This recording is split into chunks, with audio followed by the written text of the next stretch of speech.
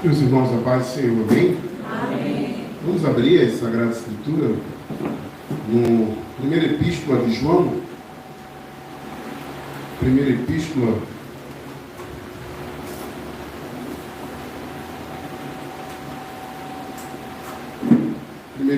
de João, capítulo de número 2.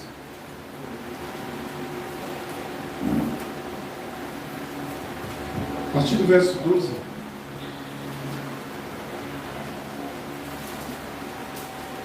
Enquanto vocês estão procurando, eu quero agradecer de todo o meu coração pelo convite de estar aqui participando desse momento tão singular na vida da juventude. 7 anos, né? Está já saindo da idade de criança, está chegando quase no pré-adolescente, né? Então, uma idade boa. Quero agradecer pelo convite que vocês me fizeram. Também agradecer ao pastor pela confiança de estar cedendo o culto para pregarmos o Evangelho da Graça. Oramos ao Senhor para que Ele continue firmando a vida de cada um de vocês, conduzindo sempre essa juventude no bom caminho do Senhor. A primeira epístola de João, capítulo 2, verso 12. Aqueles que acharam, digam amém. Eu quero ler com vocês verso 12 até o verso 14. Diz assim: Filhinhos, eu vos escrevo porque os vossos pecados são perdoados por causa do seu nome. Pais, eu vos escrevo porque conheceis aquele que existe desde o princípio. Jovens, eu vos escrevo porque tendes vencido o maligno. Filhinhos, eu vos escrevo porque conheceis o Pai. Pais, eu vos escrevo porque conheceis aquele que existe desde o princípio. Jovens, eu vos escrevi porque sois fortes, e a palavra de Deus permanece em vós, e tendes vencido o maligno. Amém, meus irmãos? Vamos orar mais uma vez? Graças te damos, Senhor, por esses momentos de recolhimento espiritual na Tua presença. Graças te damos pela Tua palavra lida nesta noite. Pedimos que o Teu Espírito Santo, que está no nosso meio, ministre aos nossos corações por meio da Tua palavra, que o Senhor desvende os nossos olhos para que possamos contemplar as maravilhas da Tua lei. Que o Senhor fale com o Teu povo, fale comigo, nos alimente como carecemos de ouvir a Tua voz. Pois essa é a minha oração, nos méritos de Cristo Jesus. Eu te oro e te agradeço. Fique com sua Bíblia aberta, por favor. O texto que vamos estar refletindo é um dos textos mais conhecidos de vocês. É o texto que está estampado no aniversário ou na arte de vocês. É também um texto não só conhecido, mas é também um texto muito importante para a nossa fé.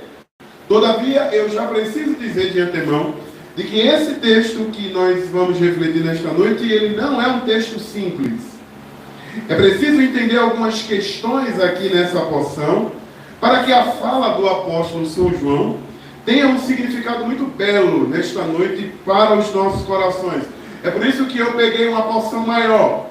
Eu não peguei uma porção só que fala da vida dos jovens, mas eu peguei uma porção que vai contemplar e vai nos fazer entender o que João tem em mente aqui quando ele fala de jovens nesse texto aqui. Antes de entrarmos nesse texto, é preciso compreender algo importante aqui no contexto. João aqui nesta carta, ele está, especificamente aqui nessa primeira carta, ele está estabelecendo 3 tipos de teste. É bom pensarmos aqui de que João aqui está combatendo um tipo de problema muito peculiar aqui nessa igreja, que era o gnosticismo. Era uma espécie de religião que acreditava de que a matéria, o corpo, era mau e que o espírito era bom. E então, João está justamente combatendo esse tipo de heresia aqui. E ele também, esses gnosticismos, também entendia de que o conhecimento não vinha do próprio Deus, vinha de um mistério. Por isso que a palavra gnose, mistério. Então eles entendiam que vinha de algo misterioso, todo o conhecimento que eles tinham que adquirir. João está aqui, escrevendo para esse povo aqui, combatendo esse tipo de heresia. E ele estabelece 3 tipos de testes para saber quem é o crente e quem não é crente. E quais são esses 3 tipos de teste aqui? O primeiro é o teste moral.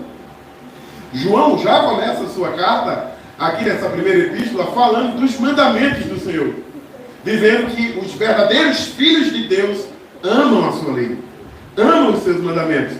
Mas também ele vai falar do teste relacional. João vai dizer que é impossível um cristão que ama a lei do Senhor odiar o seu irmão.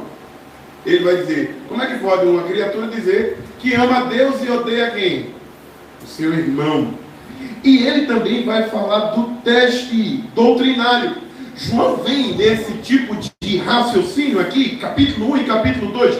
Quando ele chega no verso 12 aqui desse capítulo 2, ele parece que está mudando de assunto. É muito interessante, porque quando a gente começa a estudar essa epístola, a gente começa aqui a pensar e dizer, por que o apóstolo Paulo deu uma pausa aqui? Ele não vinha estabelecendo 3 tipos de teste, como eu disse, o teste moral e o teste relacional, porque ele não entra no teste doutrinário. Qual é a razão dele pular ou não falar do terceiro teste? Muitos comentaristas dizem de que João aqui ele dá uma pausa. Ele traz algumas palavras amáveis, algumas palavras de encorajamento, se assim podemos dizer. Mas como eu disse, por que João está mudando aparentemente aqui de assunto? E é muito interessante que ele está não mudando, mas ele dá uma pausa aqui porque ele é pastor. E como pastor, ele sabe de que muitas vezes quando ele trata de forma veemente o tipo de pecados que tem dentro da igreja, ele sabe que isso dói. Ele sabe que muitas vezes isso pode trazer o coração da congregação, quando ela é confrontada pelo Evangelho, a seguinte pergunta: será que eu sou crente? Eu não sei vocês, mas às vezes quando a gente escuta uma mensagem dura, a gente sai da igreja dizendo assim: será que eu sou crente mesmo? Às vezes, quando o pregador diz assim: se Jesus voltar hoje, você iria? Você agora não. Deixa eu me consertar primeiro. Porque o negócio é tão bagunçado na minha vida que se ele voltar hoje, a situação é difícil. Ele é pastor. Quando ele escreve aqui nesse verso, o Espírito Santo está fazendo com que ele dê essa pausa para estar informando aquela igreja de que ele não estava querendo reprovar aquele povo. Pelo contrário, João acredita que aquele povo é salvo. Na verdade, essas palavras que ele está falando de forma dura, que ele estabelece alguns testes, é para distinguir quem é a igreja e quem não é. Assim, eu entendo que essa carta é extremamente atual em nossos dias. Por quê? Porque hoje a igreja brasileira tem se parecido com tudo, menos com o seu Redentor. Quando as pessoas olham para você, jovem, mulher, varão, o que ela vê? Será que ela consegue ver Cristo em sua vida? Quando o povo olha para a igreja brasileira, não vê nada do seu Redentor. Na verdade, a igreja se parece com tudo, menos com o principal, que é o Senhor. Mas esse texto também traz algumas dificuldades. A primeira dificuldade que esse texto traz aqui é que eu não sei se você é curioso, mas João, ele repete várias vezes o verbo escrever. Várias vezes. Só aqui, do verso 12 até o verso 14, ele fala desse verbo 6 vezes. E o mais interessante é de que quando ele usa esse verbo aqui, o verbo na primeira carta aqui de João, ele menciona 13 vezes. No verso 12 e no verso 13, ele vai usar o verbo eu vos escrevo no presente, do tempo do presente. Veja aí, filhinhos, eu vos escrevo, verso 12. Verso 13, pais, eu vos escrevo. E também no final, jovem, eu vos escrevo, porque tendes vencido o maligno. Perceba que o tempo do verbo aqui está no presente. Mas quando você olha para o verso 14, ele muda o tempo do verbo. Ele chega aí no verso 14, ele diz: filhinho, eu vos escrevi. O verbo agora está no tempo do quê? Do passado. Vos escrevi, porque conheceis o Pai. Pais, eu vos escrevi. De novo o verbo no tempo do passado. E no final ele diz: jovem, eu vos escrevi. Por quê? Esses verbos aqui, nesses versos aqui, estão mudando de tempo. Bom, muitos aqui tentam interpretar dizendo de que João, ele está escrevendo ou mandando essa carta para a sua comunidade de forma fracionada. É preciso também dizer de que essa carta aqui é uma carta circular para toda aquela igreja da Ásia Menor, dali daquela região. Então, muitos estudiosos entendem que João está fracionando. Ele escreveu o capítulo número 2 até o capítulo 11 e ele deu uma pausa. Quando ele escreve o verso de número 12 até o verso 14, ele está falando outra coisa. Porém, eu entendo que essa não é a ideia. O que temos aqui é um estilo poético que só João tem. Ele gosta de usar esse estilo poético, e essa troca do tempo verbal aqui, desse verbo escrever, não anula o significado que o texto quer nos dizer. Você pode perguntar: por que você está trazendo todas essas informações? Porque se você tiver uma Bíblia de estudo, ela vai trazer tudo isso. E às vezes, muitas Bíblias, de vez de ajudar, Bíblias de estudo, tá? De vez de ajudar, às vezes complicam. Há outro problema aqui no texto. Eu disse que o texto era difícil. Há outro problema aqui. João, ele usa 3 tipos de situações aqui. Ele fala filhinhos, ele fala para pais e ele fala para jovem. O que João tem em mente aqui? Muitos vão dizer de que João tem em mente aqui é o seguinte: ele está usando termos diferentes para dirigir-se à igreja. É verdade.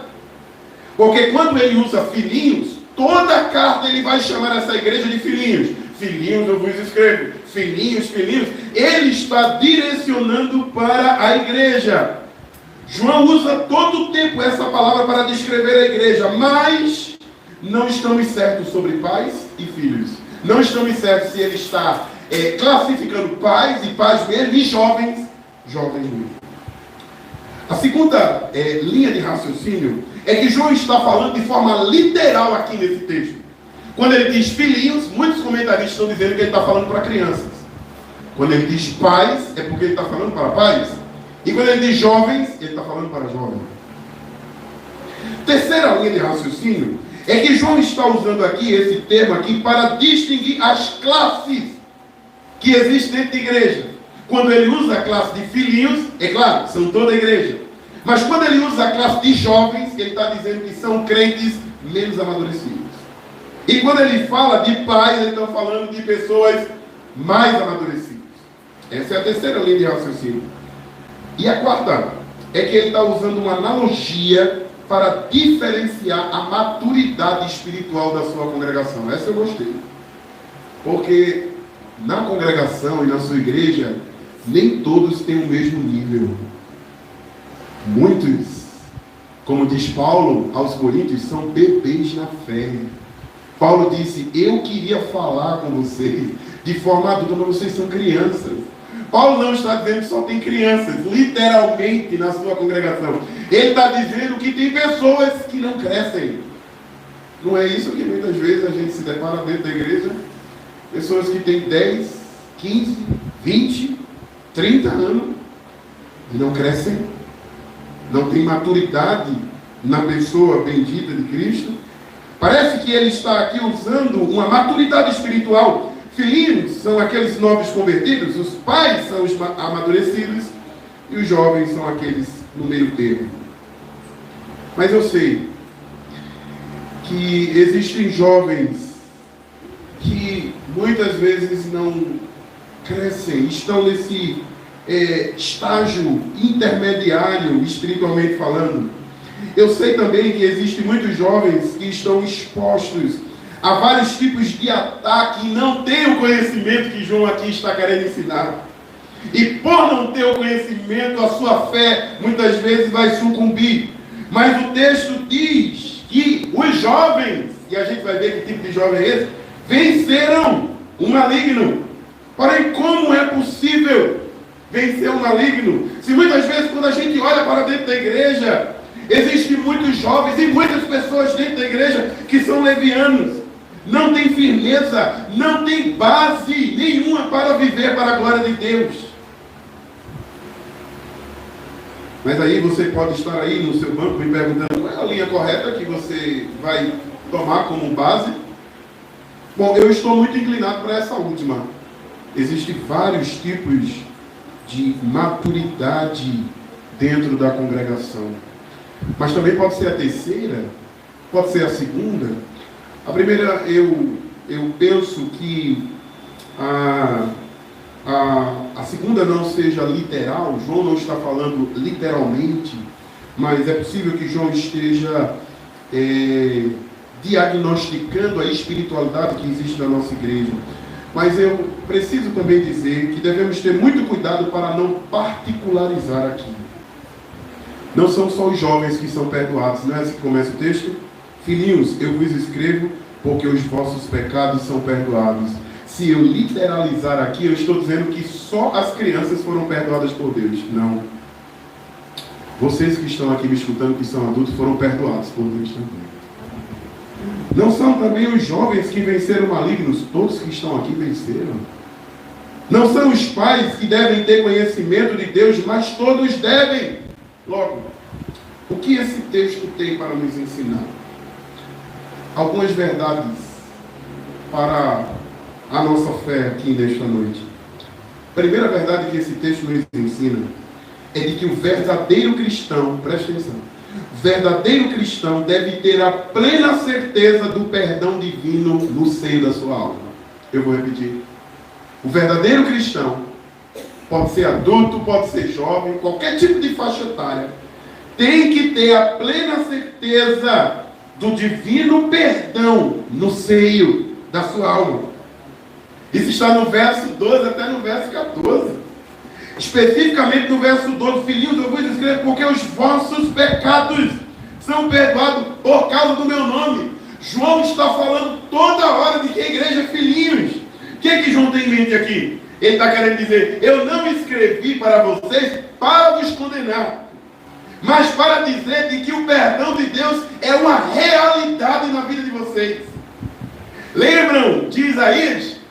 Isaías no capítulo número 6, quando o rei Uzias morreu, e ele entra no templo extremamente angustiado, e ele se depara com aquela magnitude do Deus assentado no alto e sublime trono. Aquilo ali é consolo para o coração de Isaías. Por quê? Porque o rei Uzias, um grande rei, claro, cometeu alguns erros, mas um grande rei morreu. Mas quando ele entra no templo, quando ele vai para a casa do Senhor, ele se depara com a grandeza do Senhor Todo-Poderoso. E o que aquilo ali ensina? É de que os reis podem morrer aqui na terra. Os tronos podem, as pessoas podem ser destronados aqui na terra. Mas aquele que está no trono jamais será destronado.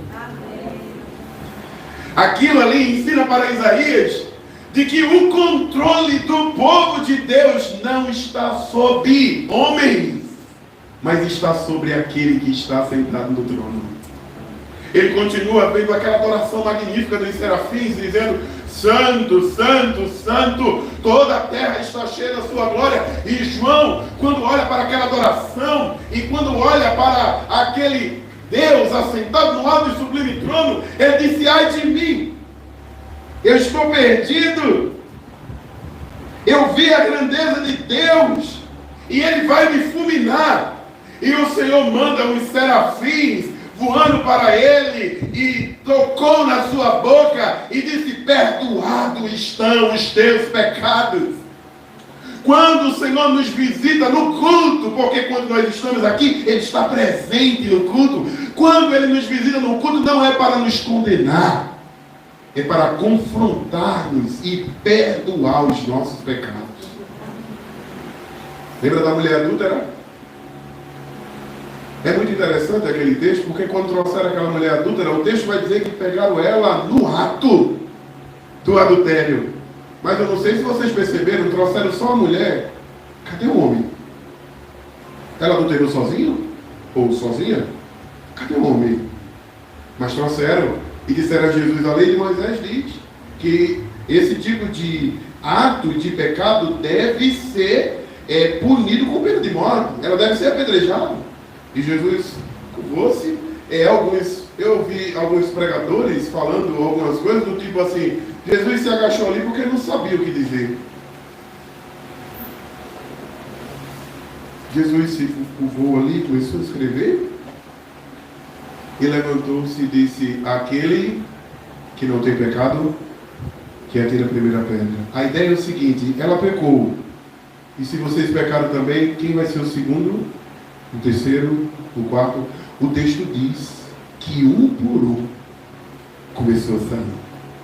E quando ele olhou para a mulher, ele disse: mulher, cadê os teus acusadores? Ela: Senhor, não tem ninguém aqui.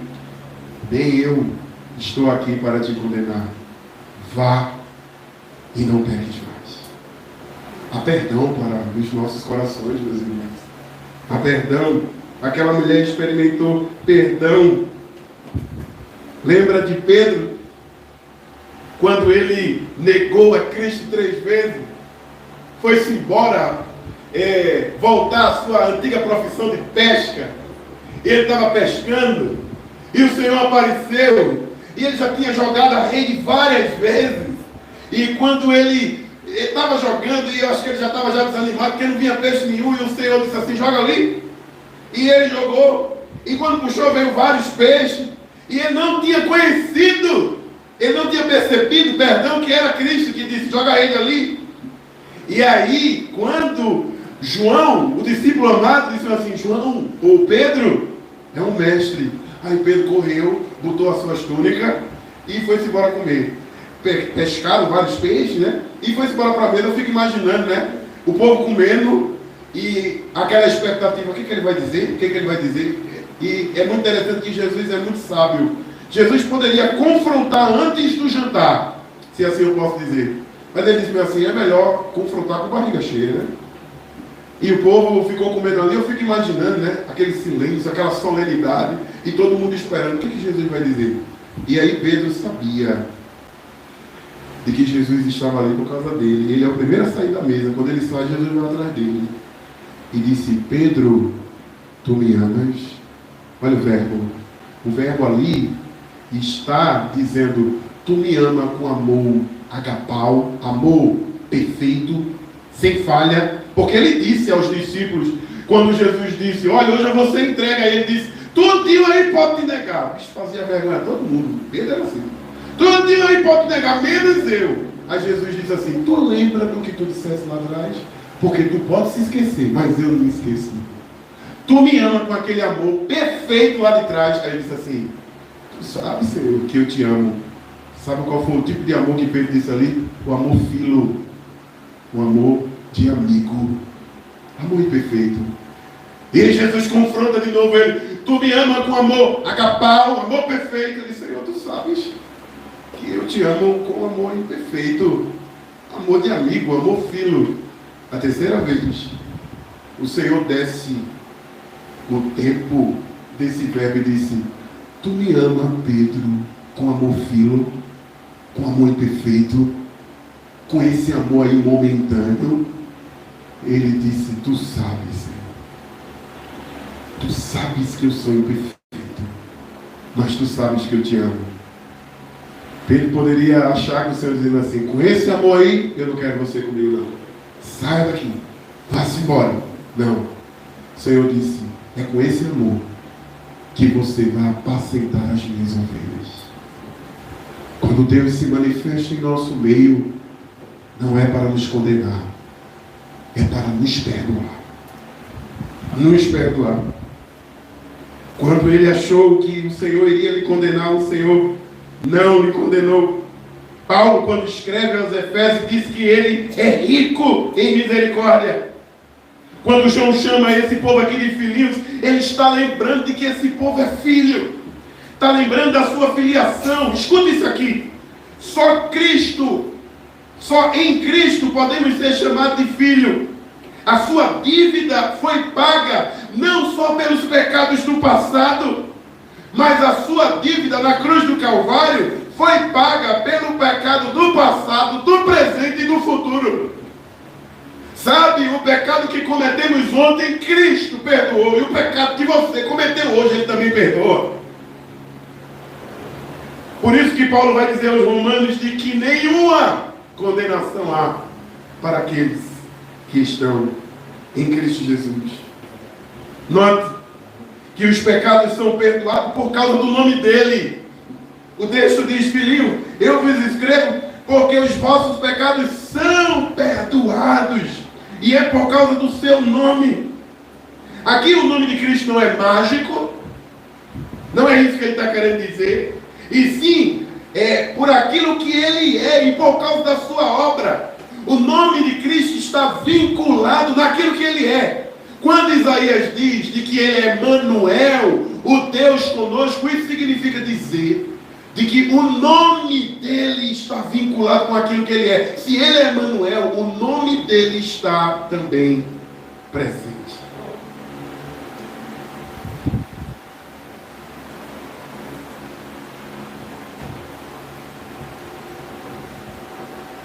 Foi através da obra dele, foi através da obra de Cristo, de que ele desviou a sua ira que cairia sobre nós. Isso me faz me lembrar do perdão que ele concedeu ao ladrão na cruz do Calvário. Aquele malfeitor que estava lá na cruz do Calvário estava na linha da ira de Deus. E é muito interessante de que a ira de Deus não caiu sobre um daqueles ladrões. Um deles disseram: sai daí, salva-te a ti mesmo. O outro disse: olha, ele não fez nada. Ele não cometeu nenhum tipo de situação, ou nenhum tipo de problema. E aí um deles disse: Senhor, quando entrares no paraíso, lembra-te de mim. A ira de Deus foi desviada do ladrão que merecia e caiu sobre o perfeito. Quem é o perfeito? Cristo. Sem a certeza desse perdão, não há plena alegria. Nada deveria nos estimular mais do que a bênção e a certeza do perdão divino sobre as suas almas. Quando eu fazia parte da minha antiga igreja lá em Recife, o grupo de louvor da minha antiga igreja cantava um cântico que talvez é muito conhecido de vocês, um cântico de Kleber Lucas, que dizia o seguinte: o melhor de Deus ainda está por vir. Com todo respeito, eu não creio nisso. O melhor de Deus já veio. Foi o perdão de pecados para a sua vida. O Senhor já perdoou você. Às vezes o crente vem para a casa do Senhor e diz assim: eu preciso de um estímulo, eu preciso de algo, eu preciso de uma motivação. Às vezes o jovem precisa ser estimulado. Às vezes, quando nós estamos cantando, o grupo de louvor precisa estimular. Vamos adorar a Deus. Você não precisa de estímulo. Você não precisa de algo estereótipo para te estimular. O estímulo já veio da cruz do Calvário. Perdão para o teu coração, para a tua alma. Você foi perdoado. O que você precisa mais? Às vezes o crente diz mesmo assim: eu vou para a igreja para buscar a minha bênção. O Senhor não me abençoou hoje, não. Você não foi abençoado por Deus. Você foi liberto do lamaçal do pecado. Você foi colocado sobre uma rocha. Foi colocado um novo cântico na tua boca. Paulo vai dizer que o Senhor nos tirou do império das trevas e nos transportou para o reino do Filho do seu amor. Paulo vai dizer que ele nos tirou da morte e nos deu vida. E ele vai dizer: pela graça sois salvos mediante a fé. Isso não vem de vós, é dom de Deus. Qual é o estímulo que você precisa? Se você está unido com Cristo, se nada pode te condenar, se nada pode mudar a posição que você tem em Cristo, a partir do momento que Cristo te perdoou, você está andando passo a passo para a Canaã celestial. Você não está regredindo. Não acredite nisso. Você pode estar experimentando uma frieza espiritual. Você pode estar experimentando algum tipo de crise. Mas se a tua posição salvação está em Cristo e você experimentou perdão divino, então você está caminhando. Sabe por quê? Porque quem te sustenta não são os teus pés, quem te sustenta não é o tempo que você tem dentro da igreja, quem te sustenta é o sangue do Cordeiro vertido na cruz do Calvário. Qual é a primeira coisa que você não pode se esquecer? De que o verdadeiro cristão deve ter a plena certeza do perdão divino. Você foi perdoado, você sabia disso? Segundo, nunca se esqueça de que o verdadeiro cristão deve ter a plena certeza de que ele conhece a Deus. Olha o que diz o verso de número 13. Pais, eu vos escrevo porque conheceis aquele que existe o quê? Desde o princípio. Verso 14, filhinho, eu vos escrevo porque conheceis o Pai. Pais, eu vos escrevi porque conheceis aquele que existe desde o princípio. Sabe o que João está dizendo aqui para esse povo? Eu não duvido da salvação de vocês. Eu sei que vocês conhecem a Deus. E o que é conhecimento aqui? Conhecimento aqui não é saber algo acerca de Deus. Porque qualquer pessoa pode conhecer o Senhor. Pessoas que não são cristãos podem conhecer o Senhor. Qual é o tipo de conhecimento aqui que João tem em mente? A ideia aqui de conhecimento é um relacionamento profundo e constante. Profundo e constante. Sabe o que é triste aqui? É que o dia que mais as pessoas conhecem a Deus, sabe qual é? Quando elas estão na sala de novo convertido. Porque é exigido isso. Quando as pessoas entram na igreja e se tornam novo convertido, e entram na sala de novos convertidos, aí começam a estudar. E o pastor fica pegando no pé. Estude. Você sabe qual é o primeiro livro da Bíblia? É Gênesis. Muito bem. Você sabe qual é o segundo livro da Bíblia? Êxodo. E aí o crente fica meditando nisso. Mas, depois do batismo, a pessoa agora acha que é dono da sua própria vida. E aí, depois do batismo, sabe o que o crente diz? Agora me pode dizer, eu posso chutar o balde. Eu não vou tomar mais Santa Ceia. Eu tomo quando eu quiser, viu, pastor? Eu não vou tomar mais Santa Ceia. Eu não vou servir mais. Não quero mais servir. Eu não quero mais adorar a Deus com esse povo. Só adoro quando eu quiser. Eu não estou com vontade. Esse pleno conhecimento que temos dele, muitas vezes, quando a gente acha que pode fazer o que quer, é um desastre. Ouça isso aqui, cristão. Você conhece a Deus? Você tem certeza que você não é um mero religioso? E sim, de fato, um crente? Você lembra da parábola que Jesus contou das duas casas lá no Evangelho? Ele disse: bem-aventurado aquelas pessoas que ouviram a minha palavra e colocaram em prática. Ela é comparada a uma casa que foi construída sobre a rocha. Veio o vento, a tempestade, e ela não quê? Não caiu. Mas há aqueles que ouvem a minha palavra e não fazem o quê? Não as praticam. É comparada ao quê? A uma casa que foi construída onde? Sobre areia. Veio o vento e a tempestade, e o que foi que aconteceu? Caiu. Que tipo de crente você é? Que tipo de conhecimento você tem? Esse tipo de conhecimento governa os teus estudos, jovens? Governa os teus relacionamentos que você tem no colégio, na faculdade? Esse tipo de conhecimento governa a tua casa, varão? Governa a tua família? Governa os teus filhos? Governa o teu trabalho? Governa a nossa vida espiritual? Por isso que Paulo vai dizer em Efésios capítulo número 1, no verso 17, ele diz: eu peço a Deus que o nosso Senhor Jesus Cristo, o glorioso Pai, dê a vocês o espírito de sabedoria e de revelação, no pleno conhecimento dele. Paulo aqui está orando, dizendo: Senhor, eu oro para que esse povo não só me escute, para que esse povo não só diga assim: que bela mensagem, que pregação espetacular. Não, eu oro para que esse conhecimento encontre local no seu coração, governe a sua vida, venha impregnar a sua mente, para que cada jovem, cada lar, cada homem, cada mulher seja possuído pelo Evangelho da Graça. Qual é a segunda verdade que João nos ensina aqui? De que o verdadeiro crente conhece a Deus. Sabe o que é triste? É de que se eu perguntar a você aqui se você conhece o seu irmão, você vai dizer, eu conheço. Ele tem alguns vícios que eu não quero nem contar. Se eu perguntar a você se você conhece seu marido, você vai dizer, eu conheço. Ele tem alguns vícios. Chega em casa, tira o sapato, sacode, bagunça a casa toda. Se eu perguntar a você se você conhece seu esposo, você vai dizer, conheço. Faz uma comida espetacular. Por que você conhece essas pessoas? Porque você tem vínculo. Você tem relacionamento. Se eu perguntar se você conhece Deus, o que você sabe acerca do seu Deus?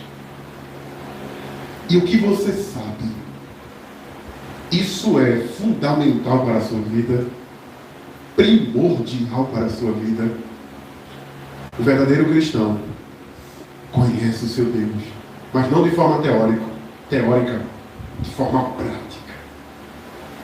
A terceira coisa que João nos ensina aqui é de que o verdadeiro cristão deve ter a plena certeza da vitória sobre o mal. O verdadeiro cristão deve ter a plena certeza da vitória sobre o mal. Observe o verso de número 13. O final. Jovem, eu vos escrevi porque tendes vencido o quê? O maligno. Final do verso 14. Jovem, eu vos escrevi porque sois forte e a palavra de Deus permanece em vós e tendes vencido o quê? O maligno. É muito interessante que no verso 13, João está dizendo, a vitória é certa. Você venceu o maligno. No verso 14 ele vai explicar porque os jovens, ou porque esse tipo de maturidade espiritual que existe dentro da igreja, venceram o maligno. Portanto, aqui o texto não está informando de que você vai vencer o maligno. O texto não está dizendo que você ainda vai vencer o maligno. Não, o texto está dizendo de que você venceu o maligno. Aqui eu me lembro do pastor, meu pastor, Bruno. Ele disse que uma irmã chegou lá na igreja, no culto de oração, e disse assim, pastor, ore por mim. E ele ficou assim, achando interessante, porque o desespero da mulher era muito grande. Ele disse, por que você tem que pedir para que eu ore por você? Ele disse, pastor, ore por mim, porque o meu nome está dentro da boca do sapo. E ainda costurar e amarrar a boca do sapo. Ore por mim, pastor, porque esse negócio pega. Tem crente que tem medo, tem crente que corre do diabo, como o próprio diabo foge da cruz. Tem crente que teme tanto ao diabo. Tem crente que diz que tudo é o diabo. Ele está andando no meio da rua, ele levou uma topada, foi Satanás. A porta se fechou para ele de emprego, foi Satanás. Ele é descontrolado financeiramente, é o devorador, é Satanás.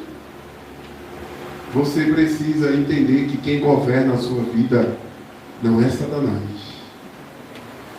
Quem está no trono não é Satanás. Satanás é criatura. O teu Deus, o teu Redentor, o teu Salvador é o Criador dos céus e da terra. Não rebaixe o teu Deus. Porque Jó vai dizer, bem sei que tudo podes. Deus pode todas as coisas. Lembra da tentação? Ou melhor, lembra de quando Satanás foi conversar com Deus para tentar Jó? Ele disse, Jó é interesseiro. E eu entendo que se o Senhor tirar tudo aquilo que ele tem, ele vai te negar. O Senhor disse, pode tirar tudo. Tire tudo, mas não toque na vida dele. O mais interessante é de que a gente sabe que Satanás é rebelde. Ele poderia sair de lá e dizer assim, eu vou acabar, vou fazer o que o Senhor pediu e vou fazer mais ainda. Por que ele não fez? Porque como diz Lutero, Satanás é o Satanás de Deus. Quem manda em Satanás é Deus. Satanás é uma criatura. E quando ele foi tentar a Jó, ele não poderia tocar na vida de Jó. Sabe por quê? Porque a vida de Jó não pertence a Satanás. Pertence a Deus. Ouça, jovens, mulheres e varões, por que vocês têm medo de Satanás? A vida de vocês está nas mãos de Deus. João mesmo escreveu no seu evangelho que diz: as minhas ovelhas estão nas minhas mãos e não há ninguém que possa arrebatar de lá. Você está nas mãos de Deus, cristão. Por que você teme? O texto diz de que esses crentes aqui venceram porque são os fortes. É claro que é natural, todo jovem tem essa força, né? Os jovens são ousados, muitos têm vigor, e é de se imaginar que todas essas virtudes é inerente do jovem. No entanto, João não está dizendo aqui que não é pela força física de que as pessoas vencem o maligno. Porque uma leitura rápida, a gente pode achar o seguinte: veja, o final do verso 13. Jovem, eu vos escrevi porque tenho vencido o maligno. Aí no final do verso 14, jovem, eu vos escrevi porque sois forte. Você venceu porque você é forte. E aí o pregador fica repetindo: você é forte. Aí o outro diz assim: o jovem é forte, você é fraquinho. Mas você é forte, você aí é meia boca.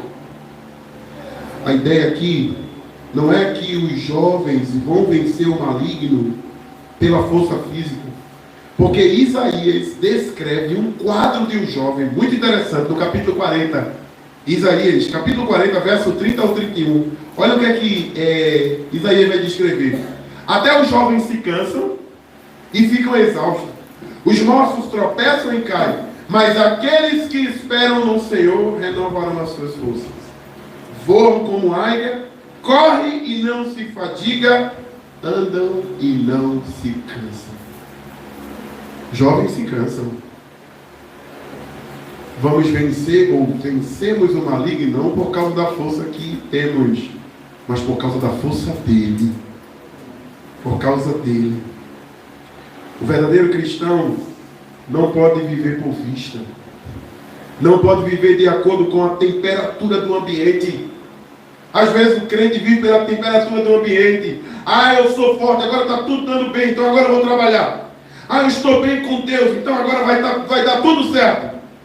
Está todo mundo comigo. Agora a festividade vai dar certo. Tem muitos jovens, tem muita gente na igreja. Agora a festividade vai ficar mais bonito. Olha a quantidade de jovens. Veja que João diz que essas pessoas são fortes. Por quê? Porque o final do verso 14 diz: vocês são fortes porque a palavra de Deus está em vocês. Amém? Vocês não vencem o maligno por causa de vocês. Vocês vencem o maligno porque a palavra de Deus está em vós. Quer ver outro texto que é muito mal interpretado? Filipenses 4:13. Posso todas as coisas naquele que me fortalece. É muito interessante, né? Aí às vezes o pregador fica repetindo: eu posso, vai dar certo, eu posso. Aí quando não dá certo, ele diz: então acho que eu tive pouca fé. Não deu certo. Só que antes Paulo disse: antes dele dizer posso todas as coisas naquele que me fortalece, ele disse: eu aprendi a viver em toda e qualquer circunstância da minha vida. Eu sei ter em abundância, mas eu sei passar uma vida em escassez. Por isso, eu passarei por todas essas coisas, porque só Cristo é que me fortalece. O texto está dizendo: eu vou passar por coisas boas e coisas ruins. Por que eu vou passar? Porque eu sou forte? Não. Porque Cristo me fortalece. É isso aqui que ele está dizendo. A ideia aqui é da palavra de Deus fortalecendo. É algo constante. É por isso que vocês venceram o maligno. A palavra de Deus entra em você. Dentro de todos vocês. Cristo é a palavra. E sua vitória vem de Cristo e não da sua força. Isso aqui é viver por fé. Por isso que os escritores hebreus vão dizer que sem fé é impossível o quê? Agradar a Deus. Paulo vai dizer que não devemos viver por vista, ou seja, por coisas que estamos vendo, porque coisas que vemos é momentânea. Temos hoje e amanhã não sabemos se temos. Devemos viver por fé. E o que é viver por fé? Olhar para o autor e consumador da nossa fé, que é Cristo Jesus. Isso é viver por fé. Em Cristo, por meio de Cristo e para Cristo, somos mais do que vencedores. Cristo deve ser o centro da sua vida. Não existe alegria fora de Cristo. Não existe. Eu penso que quando o apóstolo João estava escrevendo esse texto aqui, ele estava em mente, sabe o quê? O salmo que vocês acabaram de ler aqui no começo do culto. Salmo 119, verso 9 e 11. Como pode o jovem manter pura a sua conduta? Uma pergunta, né? Qual é a resposta? Vivendo de acordo com a sua palavra. Aí ele continua, eu te busco de todo o coração. E aí ele diz, não permita-me que eu me desvie dos teus mandamentos. E aí ele termina dizendo, guardei a tua palavra no meu coração. Para o quê? Para não pecar contra ti. Sabe qual é a certeza de que vocês venceram o maligno? Sabe qual é a certeza se você vence o maligno ou não? É se a palavra está governando a tua mente e o teu coração.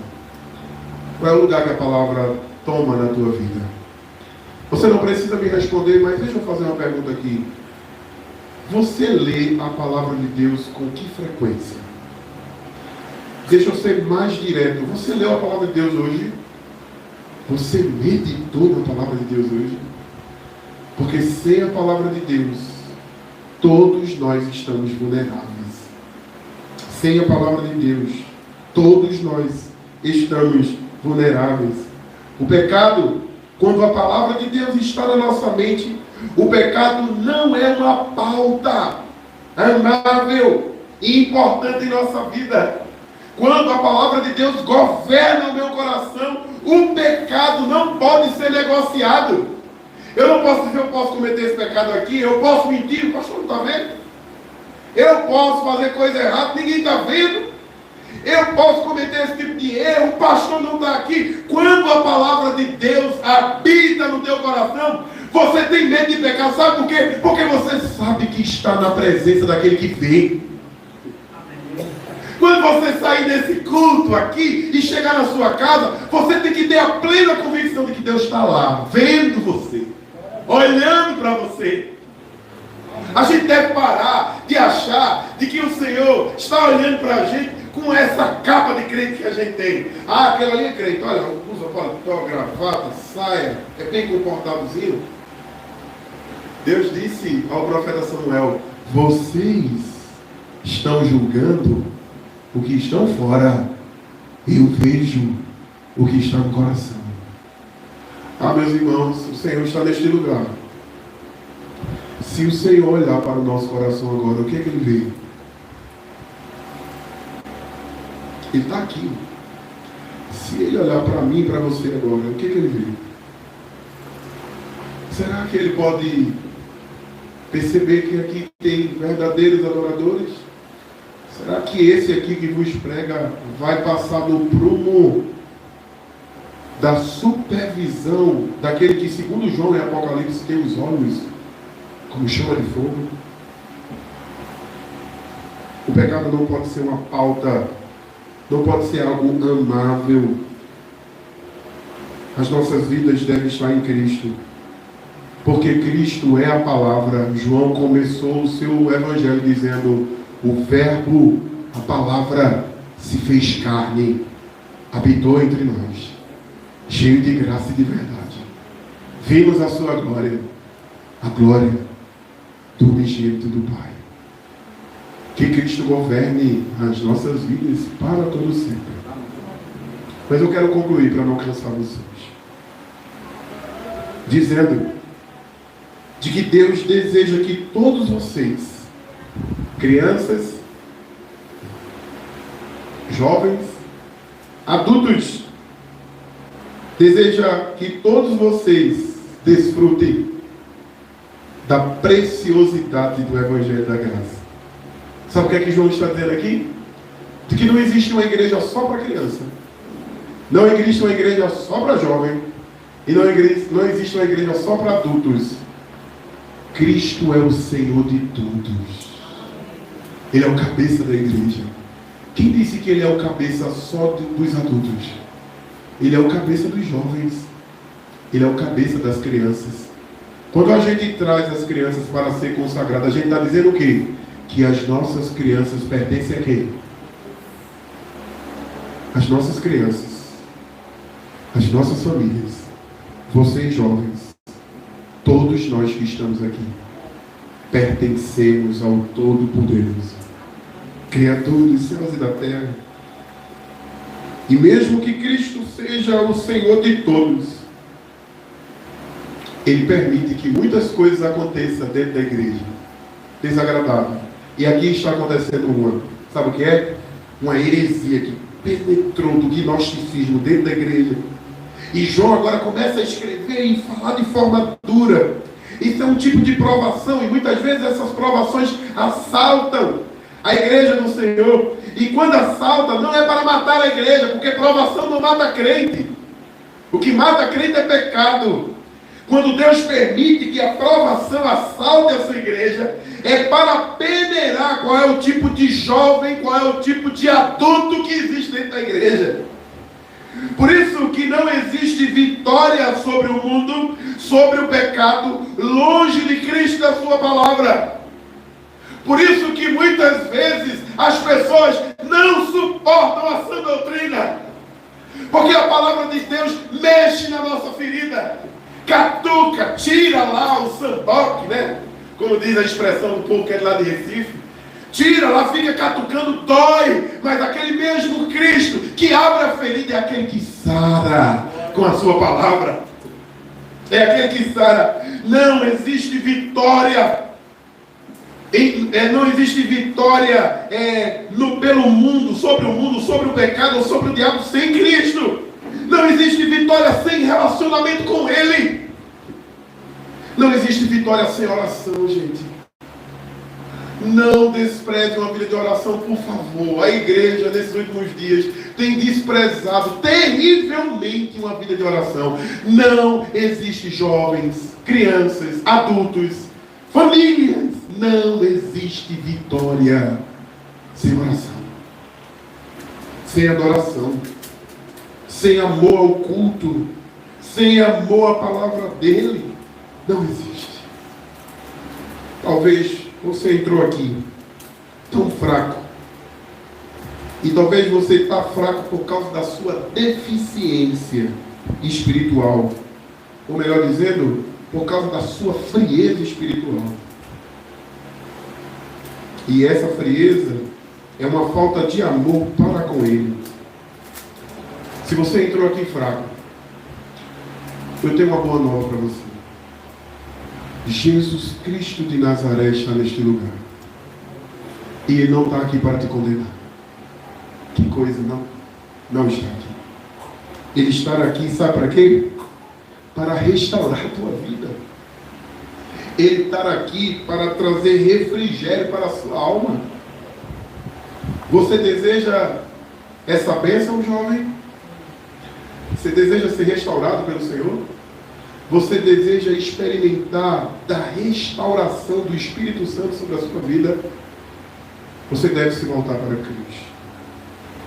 Você deseja essa bênção, minha irmã? Você que entrou aqui fraca, cambaleando, tua fé que está trôpega, você estou aqui como aquela igreja de Éfeso, você perdeu o primeiro amor. Está aqui aquele que é a fonte de todo o amor. Ele pode restaurar a tua vida, mulher. Você deseja, meu irmão, essa bênção da restauração sobre a tua vida? Você jamais será restaurado se você desprezar a palavra de Deus, uma vida de oração e uma vida de adoração a Ele. O que você tem que fazer? Volte-se para Ele nesta noite. Ore para Ele. Suplique ao Senhor. Clame a Ele. Sabe o que o texto diz? Clame a mim, e eu responder-te, e eu anunciar-te-eis coisas grandes e firmes. Você lembra de 2 Crônicas 7:14? É tão conhecido, né? Se o meu povo, que se chama pelo meu nome. Qual é a prerrogativa? Se humilhar, orar, buscar a minha face, se converter dos seus maus caminhos. Qual é a promessa? Eu ouvirei dos céus, perdoarei os seus pecados e sararei a sua terra. Quer mais promessa? Continue lendo o texto. Sabe o que o texto diz? Agora estarão atentos os meus olhos e abertos os meus ouvidos à oração que é feita neste lugar. Há promessas para aqueles que se aproximam do Senhor com o coração quebrantado e contrito. Ouça o que Tiago disse à sua igreja: converta o vosso riso em tristeza. Humilhai-vos. Humilhai-vos sobre a potente mão de Deus. Qual é a promessa? No devido tempo, Ele vos exaltará. O que é que você não pode se esquecer? De que o verdadeiro crente é aquele que tem a plena certeza do perdão divino. O que é que você não pode se esquecer? De que o verdadeiro crente tem a plena certeza de que conhece a Deus. E o que é que você não pode se esquecer? De que o verdadeiro crente tem vitória certa sobre o maligno. Amém, meus irmãos? Amém. Que Deus aplique essa palavra nos nossos corações. Vamos orar?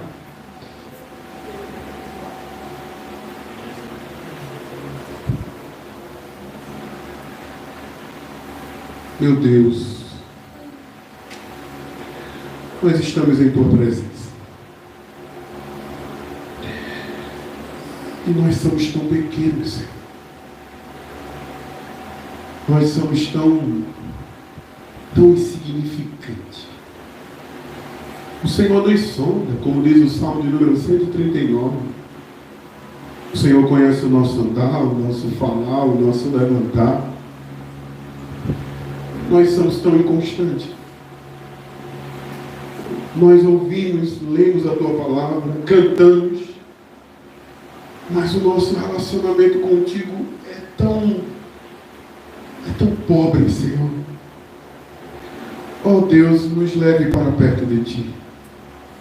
Nos leve para a Tua cruz, meu Pai. Diante desta mensagem, podemos ouvir o que o profeta Daniel disse, de que o que resta em nós é o corar de vergonha.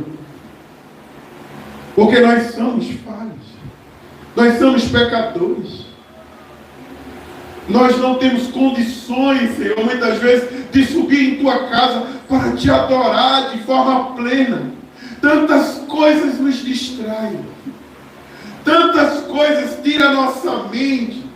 Tantas coisas, Senhor, toma o lugar primordial da nossa vida, que deveria ser o Senhor. O Senhor deveria ser o centro da nossa vida. O Senhor deveria ser o centro do nosso casamento. O Senhor deveria ser o centro da nossa família. O Senhor deveria ser o centro de tudo. Nós colocamos tantas coisas, Senhor. Trocamos o Senhor por tantas coisas e isso não pesa em nossos corações.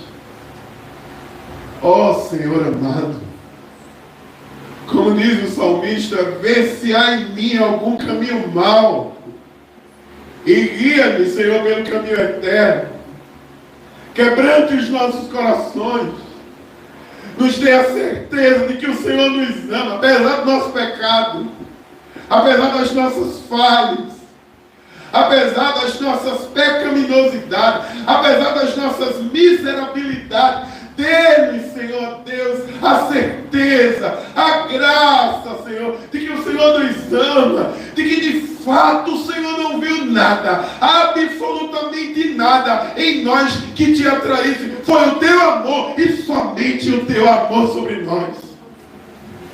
Teu amor que é inexplicável, Teu amor que é grandioso, o Teu amor que é maravilhoso, o Teu amor que é grandioso. Nos falta palavra para descrever a Tua grandiosidade por pobres pecadores como cada um de nós. Mas se nós estamos aqui, não é porque nós somos bons. Se nós estamos aqui, não é porque nós somos ótimos crentes. Se nós estamos aqui, é por causa do Teu amor.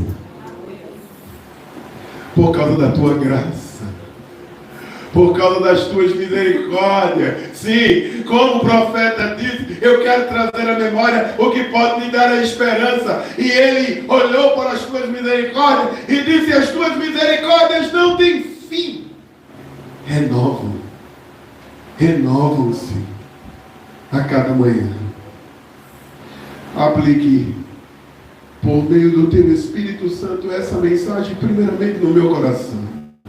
O Senhor sabe quem eu sou. O Senhor sabe o quanto eu preciso ouvir a tua voz e ser governado pelo teu Espírito Santo. Aplique essa mensagem, ó Espírito Santo, no coração desta igreja. Essa igreja é tua. O Senhor comprou esse povo com preço de sangue. E nos leva em paz com essa palavra em nossos corações, para a glória e para o louvor do teu excelso nome. Eu oro a ti, ó Deus triuno. Sim, eu oro a ti no nome do Pai, do Filho e do Espírito Santo de Deus.